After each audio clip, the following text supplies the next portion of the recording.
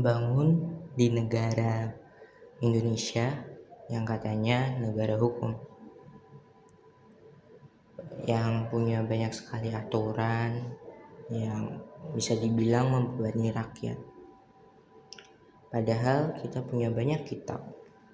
Kita punya kitab undang-undang hukum pidana, kitab undang-undang hukum dagang, kitab undang-undang hukum perdata, dan kitab undang-undang hukum lainnya.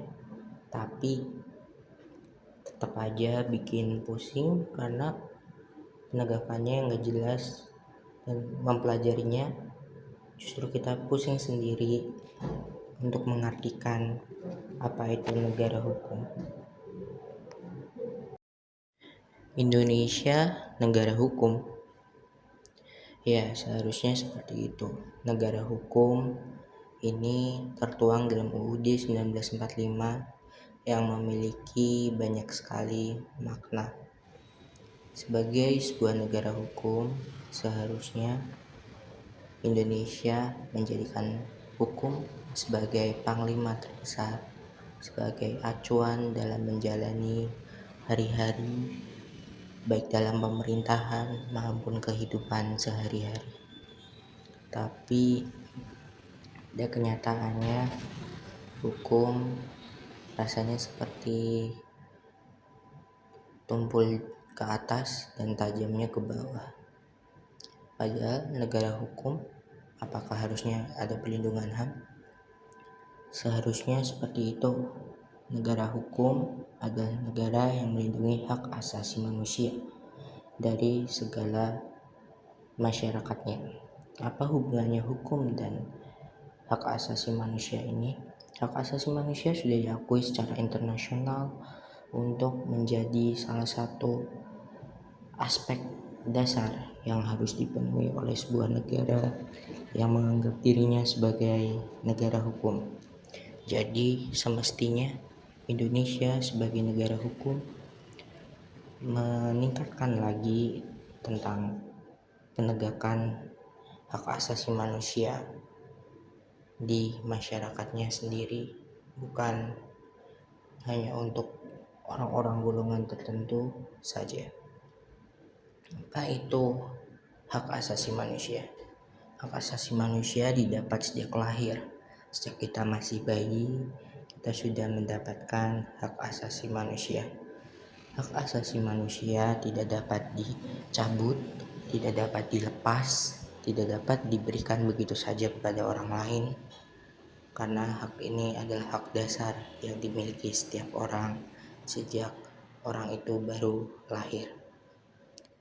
Hak asasi manusia adalah hak internasional, diakui oleh berbagai negara dari belahan dunia.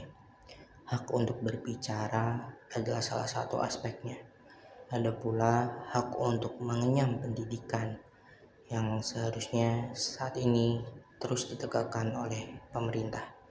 Hak untuk hidup juga harus diberikan, dan yang terutama adalah hak kebebasan, baik dalam beragama, berpendapat, maupun memilih pemimpinnya nanti, karena kita adalah negara demokrasi. Tapi banyak sekali kasus-kasus pelanggaran HAM berat bahkan yang terjadi di Indonesia. Penculikan aktivis tahun 1998 menjadi saksi betapa kelamnya masa lalu Indonesia dalam penegakan HAM ini.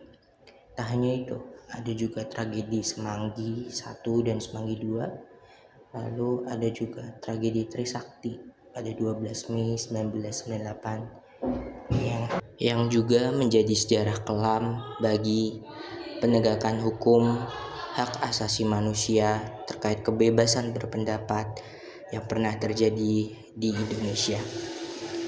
Hal ini juga yang akhirnya pada tahun 1998 meruntuhkan Orde Baru dan melanjutkan kisah Indonesia kepada kisah yang selanjutnya. Namun untuk pelanggaran HAM yang paling sering kita hadapi adalah aksi bully.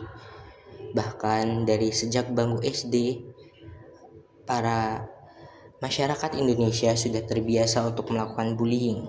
Ada banyak sekali kasus bullying yang terjadi di Indonesia dan korbannya juga banyak.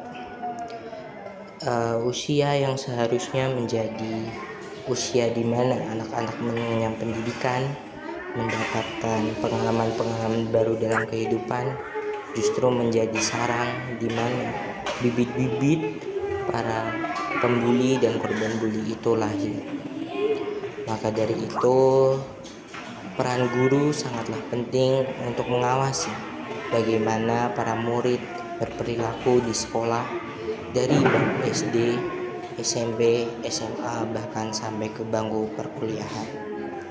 Tak bisa dipungkiri, hal ini yang masih sulit untuk dilakukan guru Indonesia. Menurut saya sebagai seorang guru atau seorang pendidik di sekolah dasar, bullying adalah salah satu hal serius yang harus ditangani dengan tepat untuk sekolah dan sekitarnya, karena bullying itu dapat terjadi dalam berbagai bentuk, mulai dari bullying verbal, dari kata-kata yang kasar, mengejek temannya, ataupun dengan menyebutkan nama tetapi dengan sifat yang mengecilkan. Nah, hal tersebut bisa menjadi dampak yang serius untuk setiap peserta didik.